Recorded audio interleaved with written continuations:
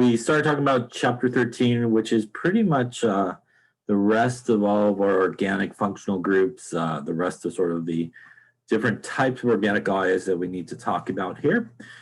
We started talking about really in chapter 13 here with carboxylic acids. So remember that our carboxylic acid, in terms of the functional group, is that functional group that we see there in the box. But it's basically this functional group here. It's got a carbon-oxygen double bond, which is our carbonyl carbon. And again, here it actually has an OH there at the end. Again, very commonly sort of abbreviated in formulas as like COOH. Again, when you see that usually in formulas, that usually indicates this carboxylic acid group. Now, this carboxylic acid group is very similar in the to aldehydes in the sense that it also has a hydrogen here at the end. And because that hydrogen is at the end, that means that it must come at pretty much one end of the molecule. So this functional group always has to really be at the end because of that hydrogen. So it will either be really on the kind of the right-hand side, I guess, or left-hand side of the molecule, but it does have to come at the end. And because of that, unlike a lot of other sort of functional groups, and very similar to the aldehyde as well, we actually do not need to give the location of this carbon-oxygen double bond because it has to be at the end. It's always going to be carbon 1-do in terms of how we number it. So if that group is found over here and we got a bunch of carbons this way, you know, with something else attached maybe or something like that, even though we don't need to give it the number of SC double bond O in the name, it is going to be carbon 1 in terms of numbering purposes. This would obviously be 2, 3, 4, and 5 would be where my group is. And again, that would be different obviously than if it was, say, on the other end. You know, if we had something here, again, we would number, even though you might think, hey, this is going to give this guy the smallest number. That is not the case here. Again, the functional group will take the priority. So we would have to number here as 1, 2, 3, and 4 in terms of where that group would be located. So although we don't need to indicate its location in the name, we do need to, though, number that carbon-oxygen double bond, that carbonyl carbon, as carbon number 1 for the purposes of numbering the chain. Obviously, we're looking for the longest continuous chain, pretty much like everything else that contains that functional group. It will, again, as you probably have seen in all these sort of chapters here, will be based off of that first 10 alkanes. But since it's a carboxylic acid, we actually dropped the last part of the name and put something like OUIC acid, OOic acid. So for example, like the one we saw here, we had 1, 2, 3, 4, 5, 6 carbons, which is based off of hexane. This becomes hexanoic acid. Again, no need to give the location of this, but in terms of our groups, this is going to be carbon 1, as we talked about, I think last time. That'd be carbon 2, carbon 3, then this would be group 4 and 5 where we have those locations. So again, that's how we got to, I think it was 4,5 dimethyl hexanoic acid. Any questions on that there? Yeah. All right. We also saw that some carboxylic acids do have some common names, and these are two very common names, I suppose, that are used for these carboxylic acids. Again, here this has 1 carbon, so as I mentioned last time, this would be methanoic acid. It is also most commonly known as formic acid. This has 2 carbons, the guy next to it, and that is also could be called ethanoic acid. But most people, again, will call it acetic acid. It's, again, pretty much what's in vinegar. And you also, like I wrote last time, as we see there in the middle, a lot of times acetic acid will be written like this. And this is what we were talking about earlier, that a lot of times in formulas, you sort of see this arrangement, the COOH sort of written out like that. And it's really written out like that for structural purposes. And again, that represents what's in the box here, that carbon-oxygen double bond, and that OH, the functional group for a carboxylic acid. Any questions on that there? Okay, let's see here. Let's talk a little bit about esters, which is another group that we kind of touched upon last time as well, and talk a little bit about sort of naming those guys. And esters, remember, look very much like carboxylic acid. They have a carbon-oxygen double bond. But instead of an OH at the end, they have the oxygen, but they then are connected to a carbon. So again, that's sort of the slight difference there between a carboxylic acid and an ester. And as we'll see why that is in a little bit here in this chapter, but there actually is a reason why that is because really an ester is made out of a carboxylic acid and also an alcohol, basically. So that's why it looks very similar to it.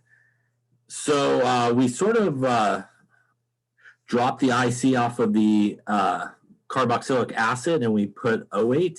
So these guys, when we name them, will end up being like O8 at the end in terms of the name. And that's, again, an ester. So, for example, here, when we look at this, we want to look at a couple of things. We want to look pretty much right around here is where you kind of want to think about this guy.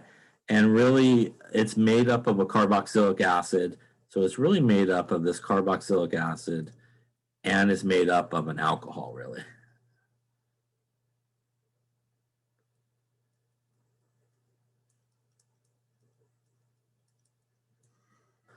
So when we kind of break it up between, say, the carbon and the oxygen here, and we go away from it towards the double bond, that's going to give us our longest carbon chain that comes from the carboxylic acid. So that's going to be 1, 2, 3, 4 carbons. 4 carbons is based on butane. This will be butanoate is where it would be called. Coming this way, as it highlighted, is coming from the alcohol. So sort of away from the carbon-oxygen double bond. Again, coming this way is really from the carboxylic acid it's made from.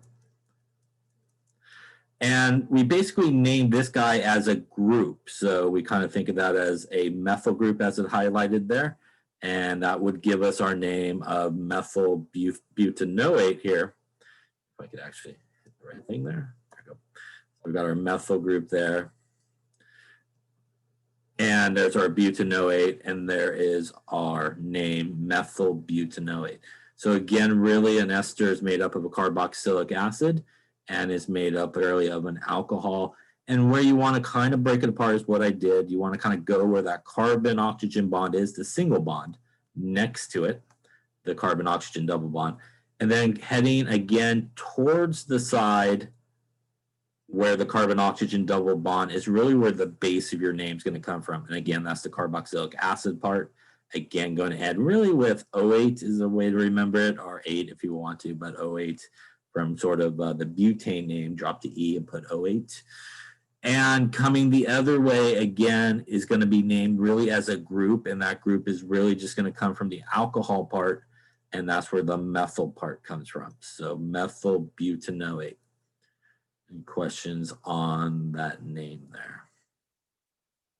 So why don't we try some here? Let me see what we got going here. Why don't you give the name for a couple of these here? Let me write some. Let's go with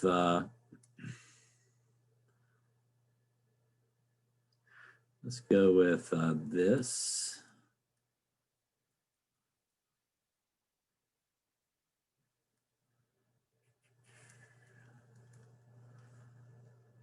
Let's do this guy.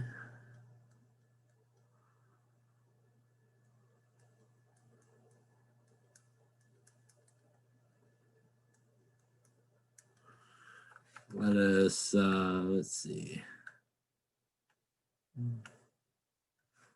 Why don't you try this one?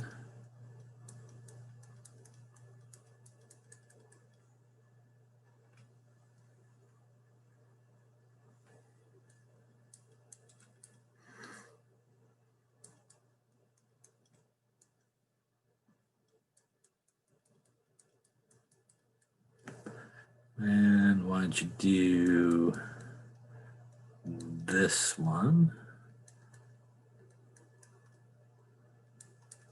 All right, so why don't you come up with the names for these guys, see what you come up with.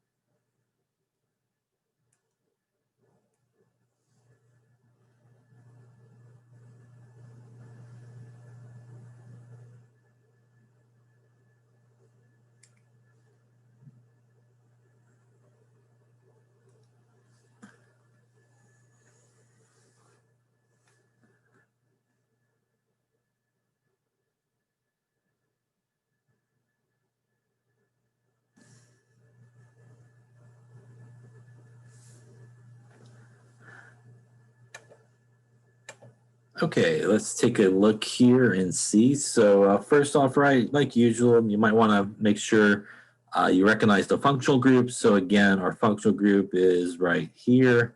That's our carboxylic acid functional group. So we are going to be obviously looking for the longest continuous carbon chain that contains that. And you really can go two ways. You can go up and over or straight across. But whichever way you go, you are going to have basically here a 3-carbon run. So 3 carbons is based off of propane, and propane will then become propanoic acid. Again, because it's a carboxylic acid, it has that OIC acid at the end. That is an O. There you go. Remember that we do not need to give the location of where this is, but it is going to be carbon number 1 because it does take the priority. So this would be carbon 1, this would be carbon 2, this would be carbon 3. Again, here we do have a methyl group hanging out at carbon number 2. So that looks good. So it's going to be 2-methyl propanoic acid. Any questions on that particular one there? Same thing if we look down here, we got our carboxylic acid. It's actually attached here to a benzene ring here. So as we saw, I think last time towards the end there, when we do have a benzene ring that has the carboxylic acid group, That's going to be benzoic acid, kind of like benzene, but the oic acid at the end. Same deal here. We don't need to give the location of this guy, but this is definitely going to be carbon number 1 on the ring, where it's at, because that's where the carboxylic acid group is located. We have one more group attached there, which is a bromine. So again, we would want to give that group the smallest number. So going clockwise here in terms of our numbering would do that. And that would get us something like 2-bromo benzoic acid.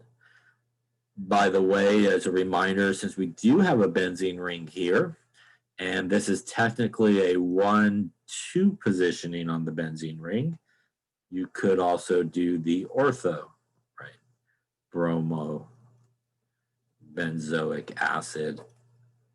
Again, the ortho positioning, right, is the 1-2 positioning up on a benzene ring. Any questions on that name there?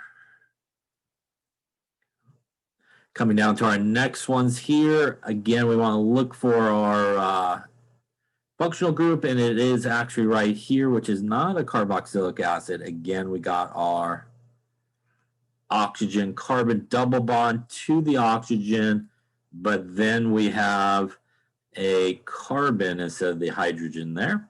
So this is going to be an ester. And as I talked about, pretty much where you could kind of think about how to break it apart is right here.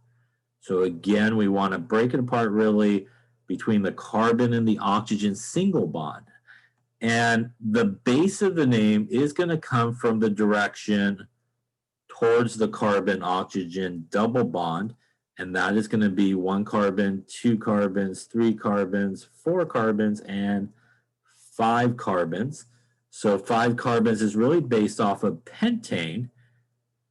And we put OH at the end of it because it really comes from pentanoic acid. And we drop the IC and put 8. And that's where the OATE comes from. And the other one that really comes from the alcohol going away from the carbon-oxygen double bond, we basically name as a group. So this guy we kind of name as a group. And basically here we have a 2-carbon group. So that's going to be ethyl pentanoate in that particular case. Question on that name there. And lastly, if we look at the last one here, same deal. Here is our functional group here, which again is our ester group, just like we saw before. We want to kind of take the same approach. I'm going to kind of break it right there at that carbon oxygen single bond. I'm going to go towards the carbon oxygen double bond, and that is going to give me the base of my name, which is 1 carbon, 2 carbons, 3 carbons. That is based off of propane, and we're going to drop the E and put O8 at the end of it. So that is propanoate, OATE. Coming the other way, again, away from the double bond, that is going to give me the name that's going to be basically named as a group. And again, here we actually do have a 2-carbon group, and that's going to be a ethyl group. So that is ethyl propanoate. Any questions on any of those names, kind of where they came from? Okay, so we did some names. Why don't we do some formulas from names or structures from names? So let's take a look at a couple here. Why don't you draw? Let's do ethyl hexanoate. Let's do propyl butanoate. Let's also do, let's do 3-chloral propanoic acid. Let's do,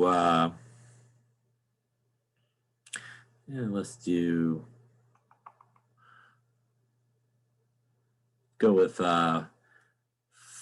5, actually, yeah, let's do 3,5. Diethyl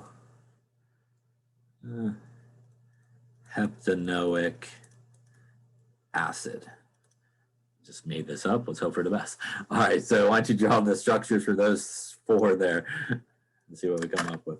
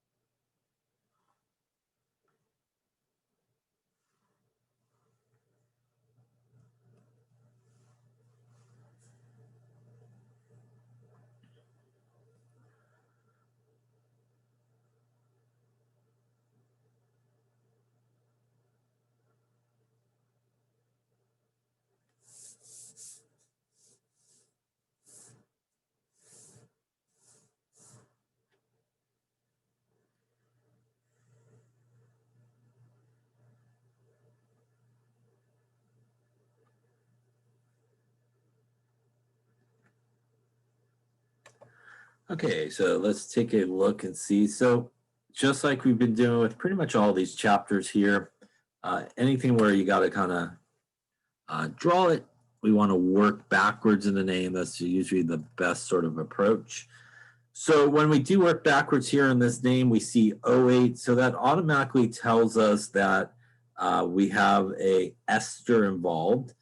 And again, by knowing that that's an ester, we should know that the connection that we should have is something that looks like this.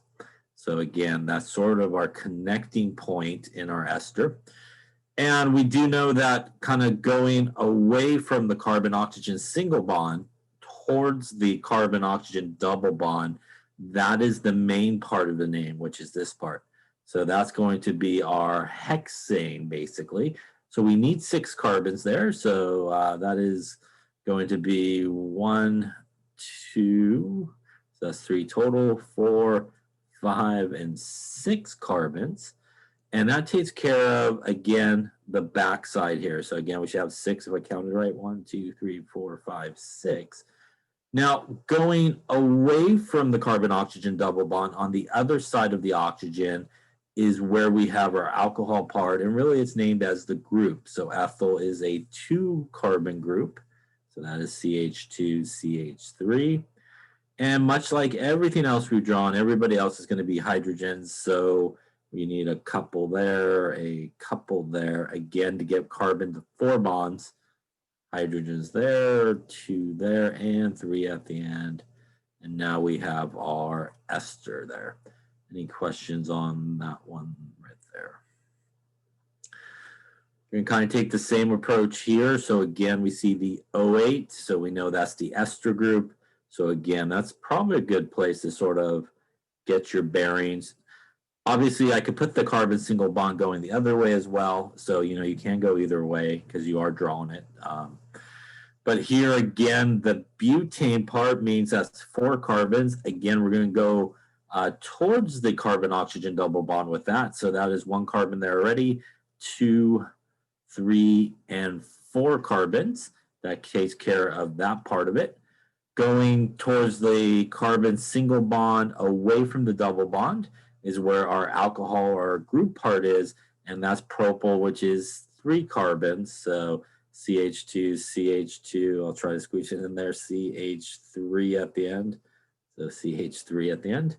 And to finish out here, we're going to put our hydrogens in, again, to get our carbon to 4 bonds. And there we go. Yeah, so that's OCH2. Any questions on how to draw those two? Okay, so same thing here, approaching the back part of the name here, we see oic acid. So what that tells you is we are dealing with a carboxylic acid group. And honestly, you can kind of start with that group as well. So since the carboxylic acid group is always going to be at the end, you could draw it on the left-hand side, you could draw it on the right-hand side. It is your call. I'm going to, I'm just going to draw it down here because it looks like I'm going to run out of room, I think, if I go above. So I'm going to just start with my carboxylic acid group there. So that takes care of the oic acid part. The propane part of the name there tells me that is 3 carbons. So I already got 1 there already. So I just need to add 2 more. And that gives me 3. And remember that this is always going to be carbon 1, which means that this guy at the end would be carbon 3, where we have a chlorine. And everybody else is going to be hydrogen, so he will need 2. And the guy over here will also need 2. And that should be the rest of the name there. Any questions on that? Okay. I'm going to do, I think, is erase the name above, so I have somewhere to draw the last one. So let's get rid of this here. There you go. All right, so drawing the last one, again, same approach. I see the oic acid. That's, again, probably a good place to start. So I'm going to put my carboxylic acid group on the right. You could put it on the left. Again, it would just be basically the molecule we end up with turned around. So same idea. On all these, basically, all the ones we drew, you could always turn it around the other way. So we have heptanoic. Oh, that was a bad choice. That is 7 carbons. So that is 1 already. That is 2. That is 3. That is 4. That is 5. Really should have chose smaller. That is 6. And that is 7. So that gives me the heptanoic acid. Again, here, this has to be carbon number 1 in terms of the numbering because of that functional group. So we have a carbon 3, which would be here, an ethyl, which is actually a 2-carbon group. And at carbon number 5, which would be a couple more down the road there, we would also have another ethyl group. And everybody else going to be hydrogen. So it looks like we need a couple there. Looks like only 1 here to get it to 4. Only 2 here. 1 here. Coming this way, 2. And lastly, 3. A lot of stuff. Any questions on how to name these guys, how to draw them from the names, either carboxylic acids or esters. Any questions on any of that there?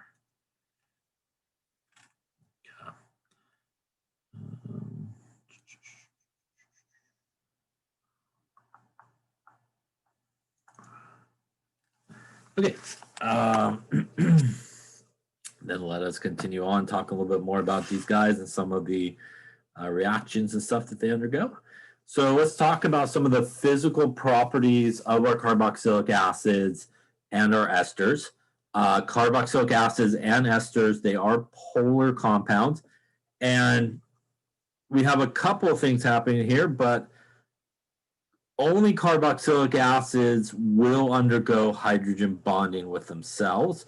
And that's because the carboxylic acid has this group here. So that is, again, a hydrogen that's bound to an oxygen. That's more negative. That's more positive.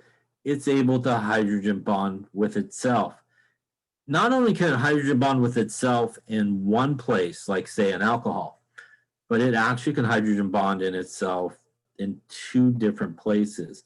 As we can kind of see here, the hydrogen of one, which is this guy right here, this is the double bonded oxygen here. They can hydrogen bond in one place. Those same two molecules can do the same hydrogen bonding with the hydrogen on the guy on the left and the double bonded oxygen guy on the right, and actually do two hydrogen bondings here. And that's really significant in terms of its properties like boiling points.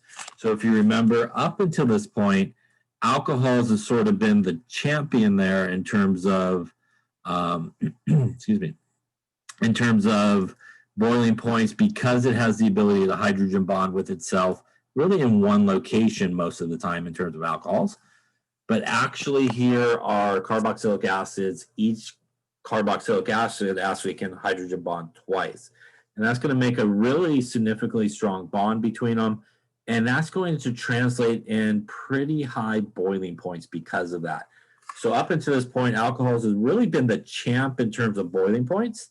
We have now found something that can actually beat an alcohol in terms of highest boiling points and melting points, and that is our carboxylic acid, because it has that ability to kind of hydrogen bond like twice per molecule with itself. So it is also better, I guess, or higher in terms of boiling points than our esters. Now, the ester is lacking that ability to hydrogen bond, so it cannot hydrogen bond here. But it's still able to do some dipole-dipole interaction with itself because, again, this is a polar bond. So the oxygen is more negative, the carbon is more positive. So it's able to do some dipole-dipole interaction with itself. It can interact with other things that hydrogen bond, but it has no hydrogen to actually hydrogen bond with itself. So you can see a significant difference in the boiling points of these two guys, our ester and our carboxylic acid. One, for example, is 58, and one is about 141. So a much, much higher boiling point because of its ability to hydrogen bond. Now, like I said, this is one of the few kind of guys that could actually beat out an alcohol in terms of its boiling point.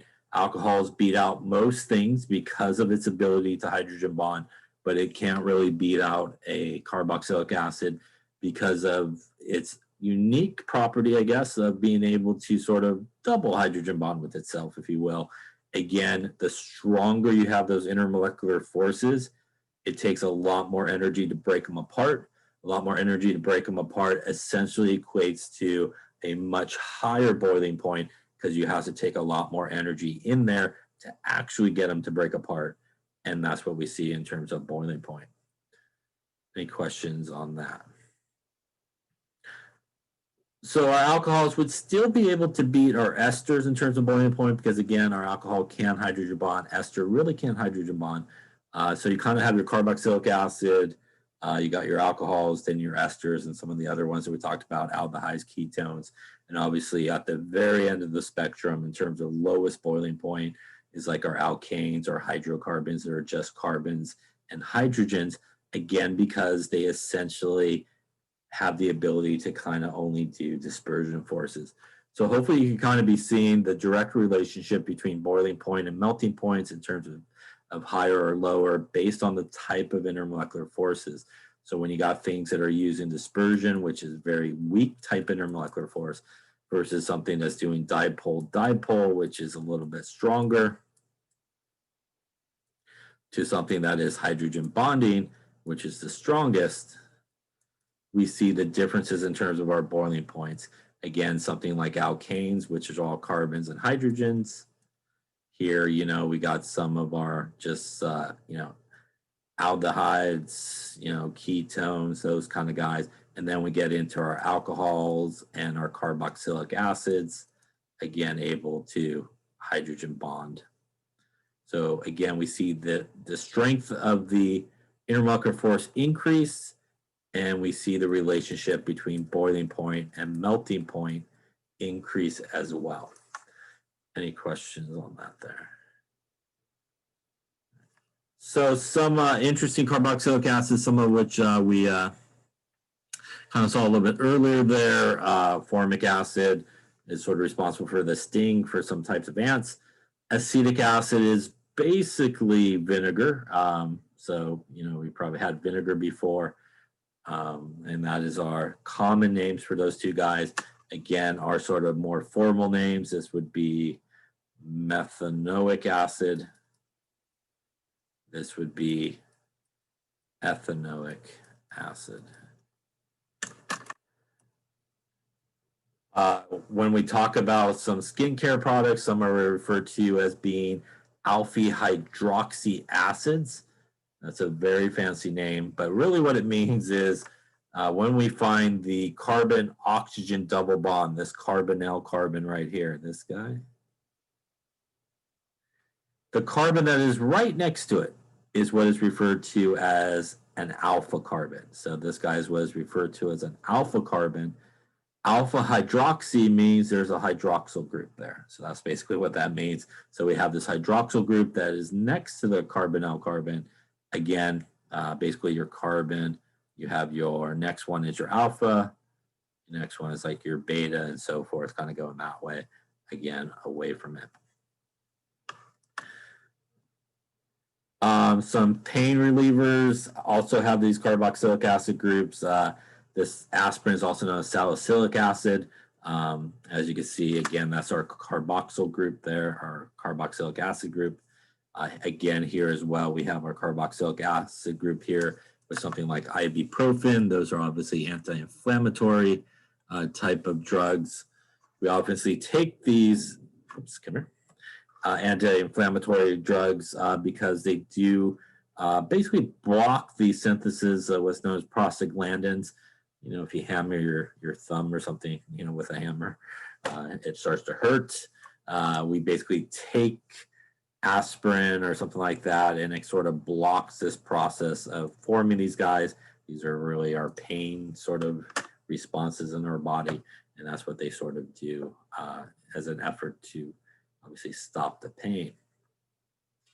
So let's talk a little bit about carboxylic acids and some reactions that it undergoes.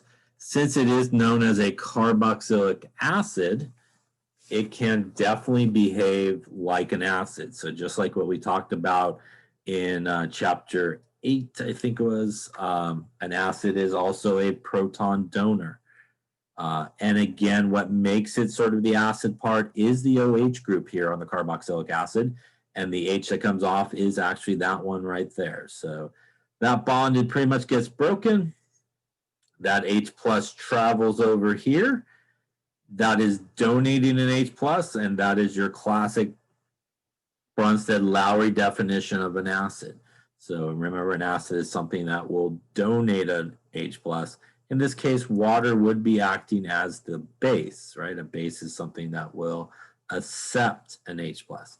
When you do that, you get an anion. The guy becomes negatively charged, and this is what's sometimes referred to as a carboxylate anion. Anion because it's negatively charged, carboxylate because it comes from a carboxylic acid.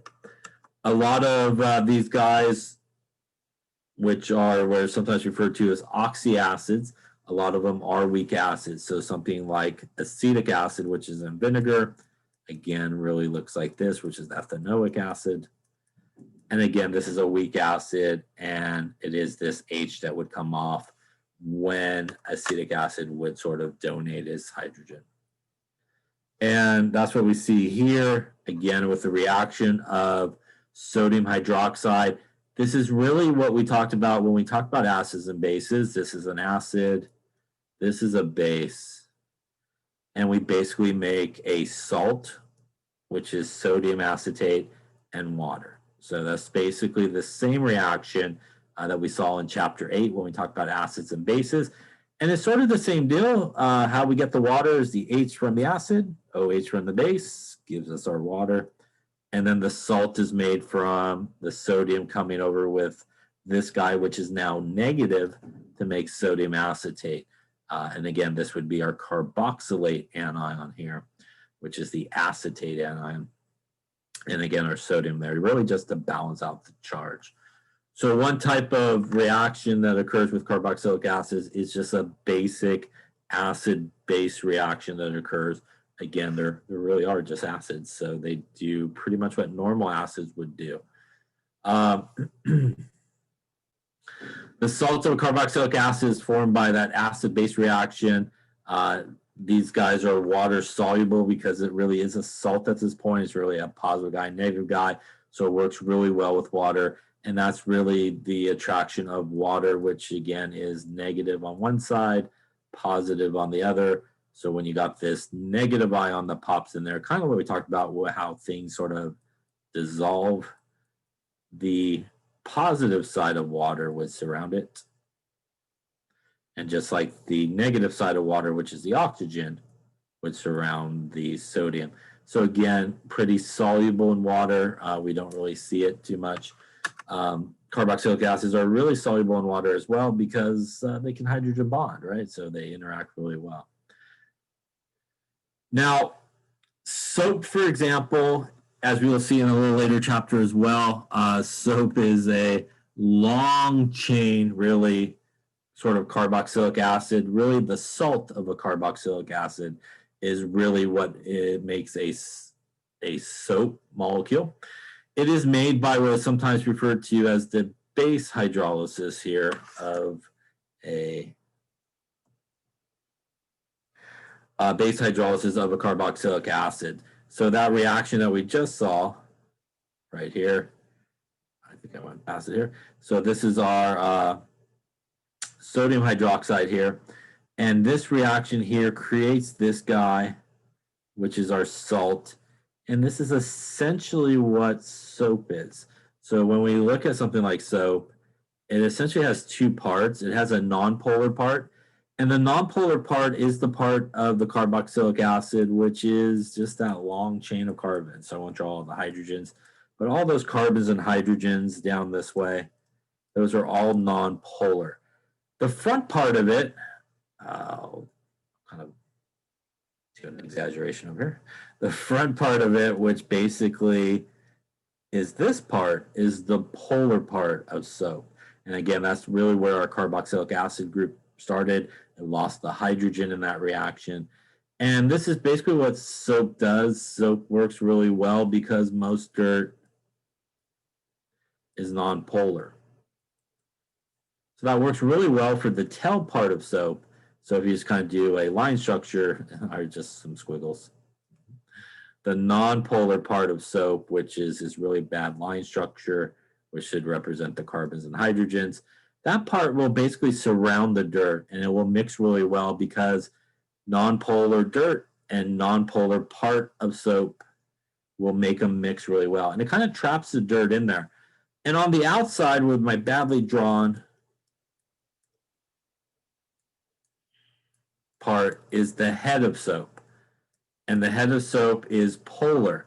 And that works really well because when you usually put soap on, the next thing you do is you add water to wash it off. So what ends up happening with soap is it's able to trap all the dirt molecules on the back end of it, in the tail part of it. And then when you go wash it with water, the front part is like, cool, I like water. So they mix really well all the way around here. I won't draw them in. And then obviously the water and the front part of soap goes away. and along with it is all the dirt that is trapped sort of in the center of it. So it's always good to know how soap sort of works. It creates what is known as sometimes a micelle. And let me just show you a much prettier picture than what I drew. There you go. Much prettier sort of picture. So in the middle, again, is our dirt. Again, all these kind of yellow parts is the non-polar part. Kind of the greenish part on the outside is the part of soap. And that's the polar part. And again, it kind of creates what's known as a micelle, traps all the dirt in there. You hit it with water, which is all these molecules here, mixes really well with the soap, takes the soap off and the dirt off, and you're obviously clean along the way. Same thing when you have grease or something like that, the polar head remains on the surface. It is what is sometimes referred to as being, there's two words sometimes used. One is hydrophobic, which is it hates water. Heats water. Let's try that again. Hates water. Maybe it heats it up. And there's one that's known as hydrophilic. And that means that it loves water. And really in terms of soap, the polar head is hydrophilic. It likes water. The non-polar tail is hydrophobic. It doesn't like water, but it likes dirt. And that's why, again, it works really well to sort of clean things. So carboxylic acids, again, does a basic sort of reaction, acid-base reactions.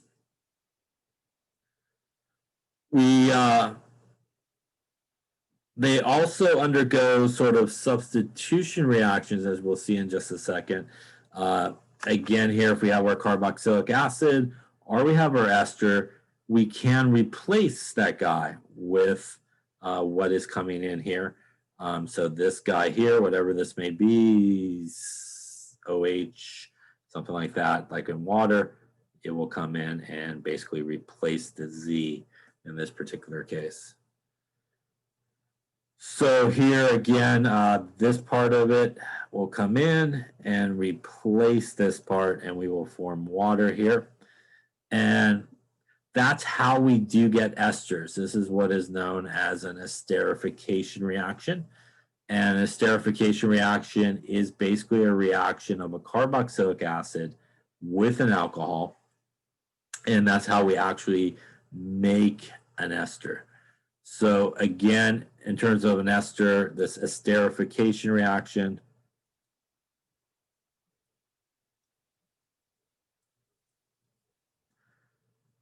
and basically, as we talked about naming our esters is how we sort of make them. So a reminder, here's what we're looking at above. And basically what's going to happen is, you know, we are going to make water. So an easy way to kind of remember to think about this is we're going to take out water. So you could go H, O, H, and one more H. That is water right there. So we're basically just going to take out our water when this reaction occurs. And what we will get is our H2O.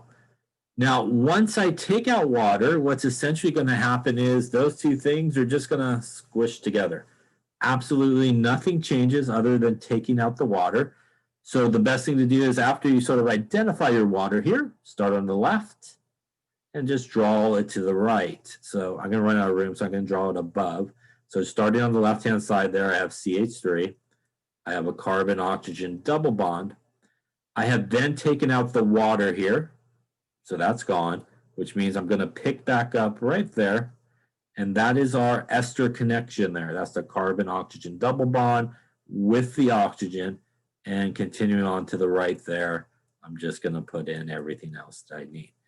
So this is what is referred to as an esterification reaction. Basically, we're going to take water out and then squish everybody together. And we will get our reaction that will take place. Question on that there. So let me go back here to, I think, on a page where I could write something.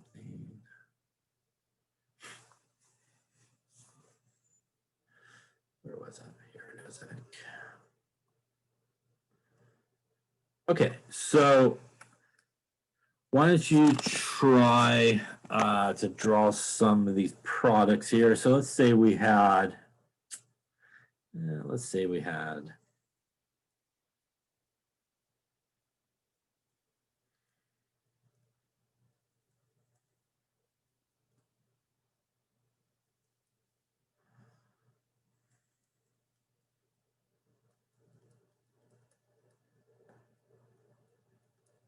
all right, so draw the product of that, and then what we do.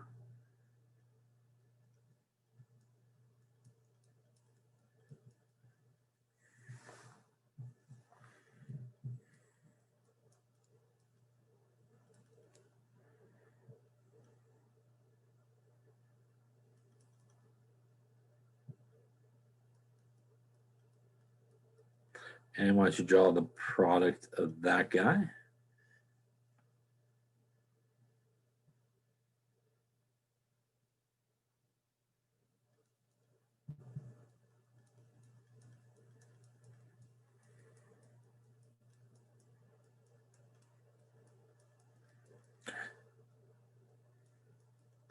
And why don't you draw the product of that guy? So take a couple minutes and draw the products of what you get when you put those guys together.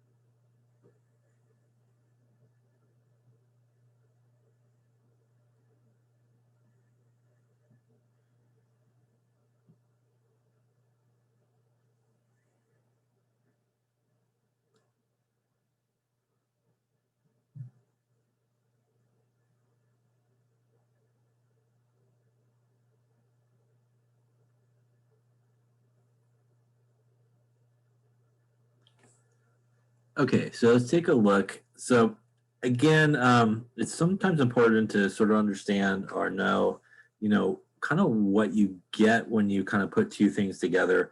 So when you look at these two things, you see the carboxylic acid, hopefully. You also hopefully see an alcohol. And again, in your head, that should hopefully tell you I should end up with like an ester. And knowing what an ester should kind of look like, that you should at some point have sort of this connection point. And that's, very helpful when you're kind of doing these things.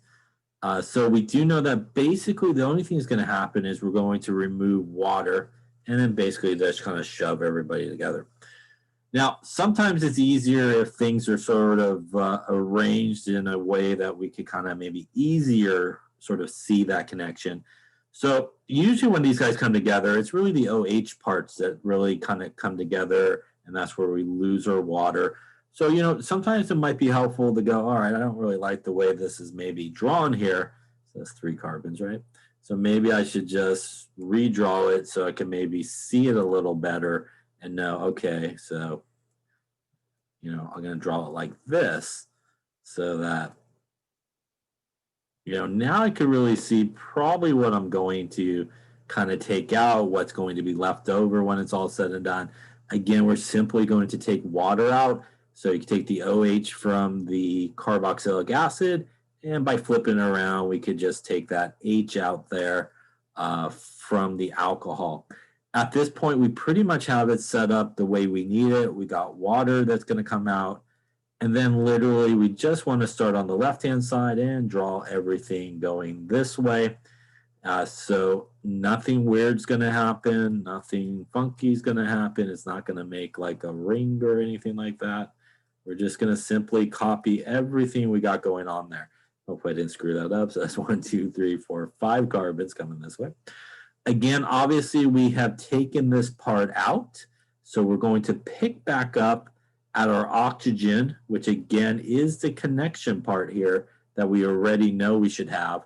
And we're just going to continue down there till we got everybody drawn there, and hopefully try not to run out of too much room there at the end. But we basically just squeeze everybody in. Any questions on that there? So when we look at the next one, it essentially is the same thing. So again, if it's easier, just take this guy and turn it around. And before you do that, remember how many carbons it had, but I think it had 2, if I'm not mistaken. I hope so. Again, now we got it kind of put up in a way we could really kind of see what's going on. We're going to take out our water there, OH there. We're going to drop the H out of there. That's going to give us our water. And again, we're just going to start here and go to the right, take the water out, connect everybody together, squish it together. So CH3, CH2, CH2, carbon oxygen double bond. Again, we took this part out. So we're going to pick back up here, which is again our ester connection, going to give us CH2 and CH3 at this point. Any questions on that or those two? Okay, so looking at our bottom one, we actually have a carboxylic acid and a base. So what we know is going to happen here is basically that's going to be an acid and base reaction, which should tell us that we should get a salt plus water. So just like a normal acid-base reaction that we talked about when we were doing acid and bases, we know that the water is going to come from our H and our OH. So those two guys right there is where our water is going to come from. And basically I'll just draw it back this way. That gives us our water. And really, you can almost do the same thing here. Draw starting here. So CH3, again, nothing funky happens here. Everything is the same. Now, the only difference is here, we lost the H, but again, much like we talked about with acids, it's not just an H, it's an H+. So when you lose that plus, you actually become one more negative. So to illustrate that, we got the negative here, And that really does bond with the sodium, which is positively charged. And sometimes you can actually leave out the charges there if you want and just write ONA at the end of it. But this is our water here, and this is our salt. This is basically our salt that is generated here. Again, this reaction, when you take carboxylic acid with a base, this is essentially how you make soap. This is, again, also sometimes referred to as a base hydrolysis reaction. Base hydrolysis because it's a base involved, and we make water, basically. Yeah, so we're taking water out of it, basically. So that's why it's sometimes referred to as a base hydrolysis for that reason. And different than that was the other one where we reacted the acid, donating it as an acid hydrolysis when it actually is made. Any question on any of those guys there? By the way, just quickly in terms of names of our esters that we made, let's take a real quick look here. So if we were to name this ester going towards our carbon-oxygen double bond, we have 1, 2, 3, 4, 5 carbons. So we made pentanoate. Going the other way from our, our alcohol is propyl. So that is propyl pentanoate. Same thing here, is breaking it here, coming this way. We have 1, 2, 3, 4 carbons. So that is going to become, I'll just write it right here maybe, butanoate. And coming this way is a 2 carbon. So again, that is ethyl butanoate that we made. Any questions on these reactions, how to sort of draw them or anything like that? Get back to where we were, I think.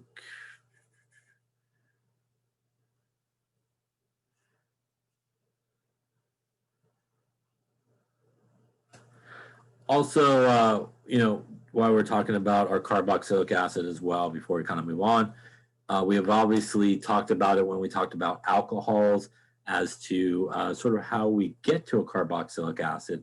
So a reminder that if we have, say, a alcohol such as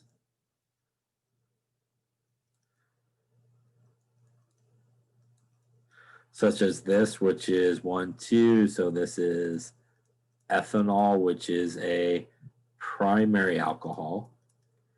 If we oxidize our primary alcohol, remember we will lose these 2 hydrogens. And those guys will then make a double bond there between the carbon and the oxygen. And we make our aldehyde with his ethanol. Right? And remember that as we talked about, I think last time, if we oxidize our aldehyde, that is where we stick our oxygen in there. And we end up with, I'll go down lower here.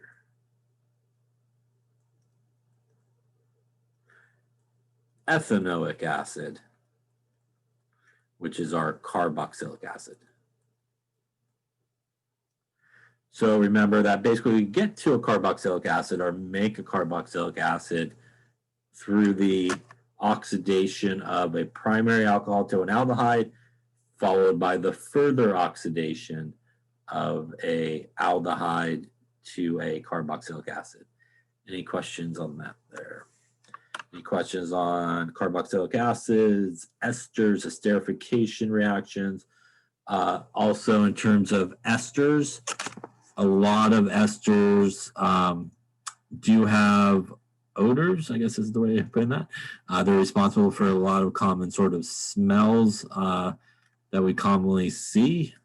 For example, let me see here.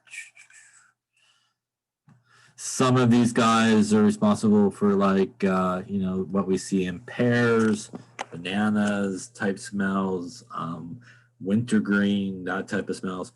The lab, I think next week, when you're in person, usually you make some of these esters through an esterification reaction and you try to identify some of the smells along the way. So you know, for example, something like this guy here.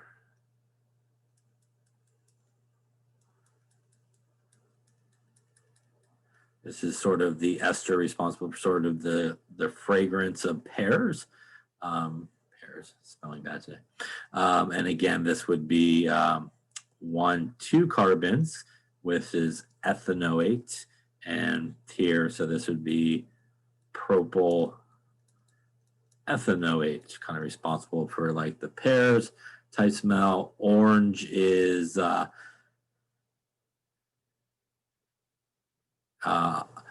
octyl ethanoate. So this kind of orange smell is octyl ethanoate. And again, if you were to draw that, it looks something like this.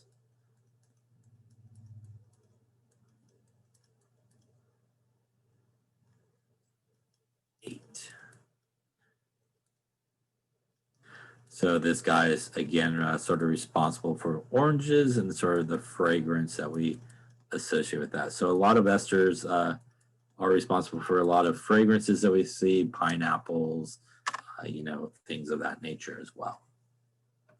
All right, any questions on any of those things? Carbohydrates, carboxylic acids, and our esters there. All right. I have a quick question. The O8 comes from the carbon, oxygen, and at the end, right? In the beginning where you wrote, that's the O8 comes from, right? Yeah, so really when you're dealing with an ester, you kind of want to think about it like break-in right here, like we just did with our reactions we were looking at, and going away from the carbon-oxygen double bond. That's really where the alcohol comes from. And the alcohol is sort of named as the group part. And going the other way, like towards the carbon-oxygen double bond, that's where our carboxylic acid comes from. And that is where the kind of the base of the name comes from. So there's 2 carbons, which is really based off of ethane. We dropped the last part of that and put the O8 because it's a ester, and that's how we get to the ethanoate. Oh, okay. Thank you. Really, it really is from the it's really from the carboxylic acid name, where you actually drop this part of it and put the 8 at the end of it. But sometimes it's easier just to go all the way back to the alkane and just remember O8 as a way of doing it as well. So that's sort of where that part of the name comes from. Oh, okay. Thank you. You're welcome. Other questions on that? Okay. All right, so we are getting to the end here in terms of organic chemistry. We're down to a few more organic groups, so let's take a look at those if I can remember where we left off here. Just go back this way. You know, unfortunately, I don't know if we're going to have a quiz or not before the exam is coming up. So let me think about it. So I'll let you know. So we talked about that, I think. That's the Lester. I think that's good. All right. So we're down to our last sort of, our last couple of organic guys. This is the nitrogen containing guys. So the first one we're going to talk about is amines, and amines are nitrogen-containing groups. And typically the functional group of an amine is this guy. It's basically a nitrogen with some hydrogens on it. Really, amines are based off of ammonia. And if you remember, ammonia looks like this, NH3. So amines really are based off of sort of ammonia. They're sometimes referred to as ammonia derivatives, kind of like carbons and also kind of like alcohols. We actually could classify amines as primary, secondary, and tertiary. So we could do sort of the same classification as we've done previously for things. It is a little different, though, when we go to classify amines. It is actually the nitrogen that's where we want to look. So we actually want to look at the nitrogen here in terms of those classifications. So a primary amine would essentially be a nitrogen that has 1 carbon attached to it. So 1 carbon attached directly to the nitrogen. is a primary amine. So not alcohol or carbon, but a primary amine. A secondary amine, much like a secondary everything else we've seen, is when we have a nitrogen that has two carbons directly attached to it. And again, that would be known as a secondary amine. And lastly here, a tertiary amine, much like all our other guys, would be a nitrogen that actually has 1, 2, and 3 carbons directly attached to it. And we can classify these nitrogens or these amines this way as primary, secondary, and tertiary. It also affects, as we will see here, sort of how we name some of these guys based on sort of what is attached as well. Now, primary, secondary, and tertiary amines, the nitrogen atom has a lone pair, which is omitted. So again, and a lot of times when we do condensed structures, it's good to remember that there really is some lone pair electrons on the nitrogen atom, just like what we have, again, why it is sort of a derivative of ammonia. That also has that one. Also polar here, right? Molecule as well. Because of that, it typically will give a trigonal pyramid type shape. And again, if we kind of look at this, we have 1, 2, 3, 4 electron pairs, 3 bonds. That is our trigonal pyramid shape. It has a bond angle of a little less than 109.5 degrees. By the way, it also has the ability to do some hydrogen bonding, right? Just like NH3 can. So our amines, which basically is a nitrogen contained to a hydrogen. Remember, in order for something to do hydrogen bonding, it needs a hydrogen attached directly to a nitrogen, oxygen, or fluorine. So it does have the ability to hydrogen bond. So that helps out with things like boiling points in some cases and things of that nature. So a lot of amines are also part of some ring structures. So things like morphine and other ones are these amines and these sort of ring structures. They're sometimes referred to as alkaloids. They're naturally occurring amines derived from plants. So we have some things like morphine here. Again, you can kind of see your amine sort of location here. Again, this is a ring type structure. This is really a 6-member ring, although it may not look like it to you. It's actually kind of like a 6-member ring. It's in what is sometimes referred to as a chair conformation or boat conformation.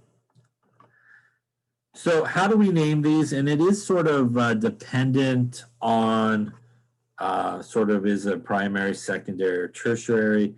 So to name primary amines, we name basically the alkyl group, and then we just kind of put amine at the end of it. For secondary and tertiary amines that have different alkyl groups, we alphabetize them. And if they're identical, we do put like di or tri or something like that. So for example here, this is a primary amine. Again, the nitrogen is directly attached to 1 carbon. And again, we kind of do almost like, one way you can name these is almost like our ethers, where you kind of go, what groups are attached, to our oxygen. Here, we kind of do the same thing. What group is attached to our nitrogen? So attached there is a methyl group, and we just put amine at the end of it. So that is methylamine.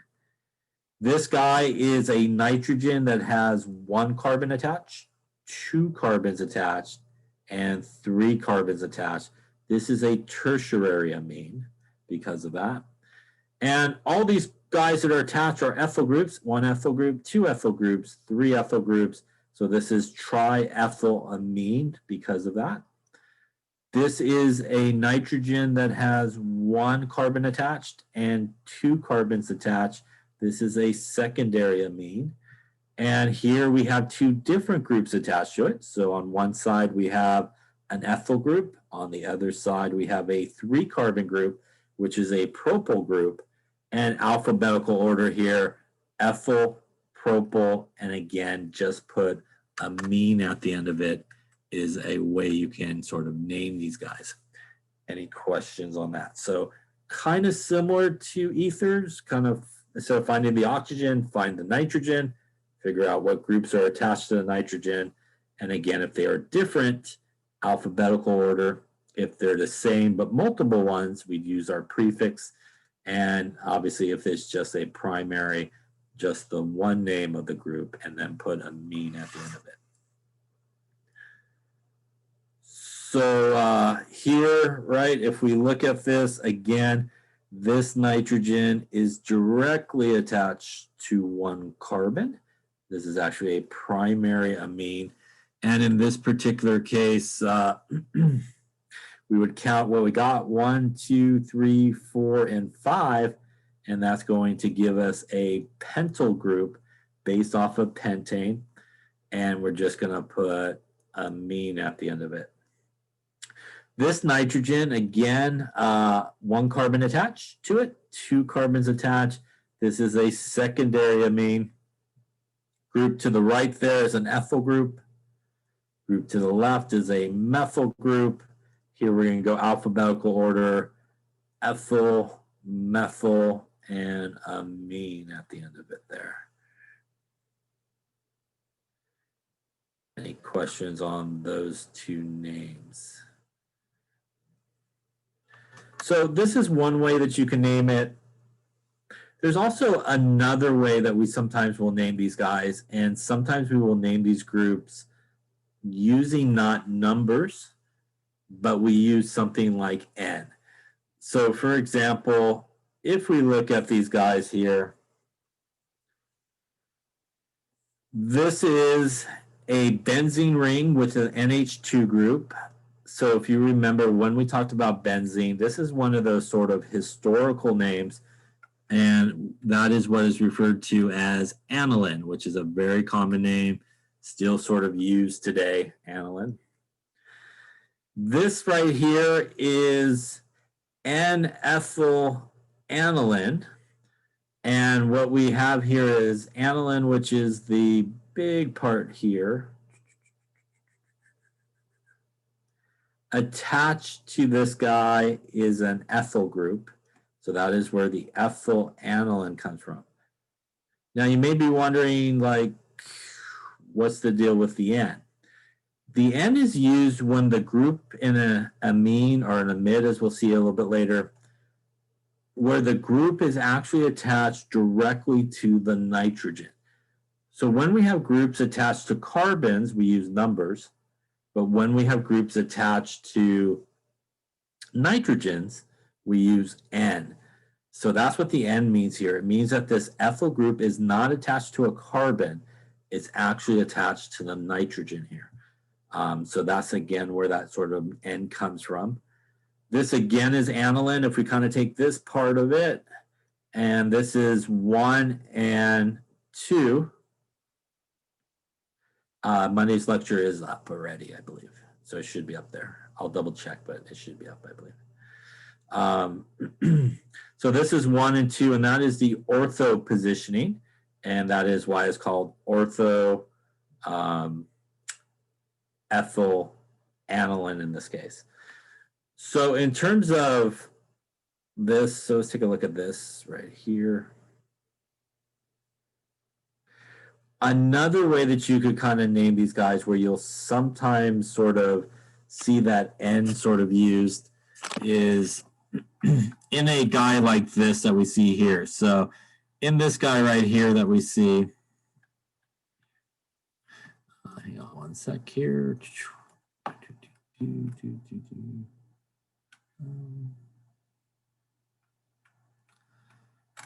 What was I looking for there?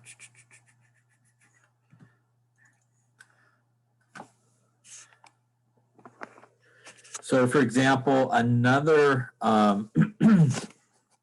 way that we can look at this guy, or another way that sometimes this guy would be named, is when we look at this sort of secondary amine, we would want the longest chain that's attached there, and that would be 2 carbons. And sometimes what we would do is call this ethane. We would drop that last part of it and put amine at the end of it.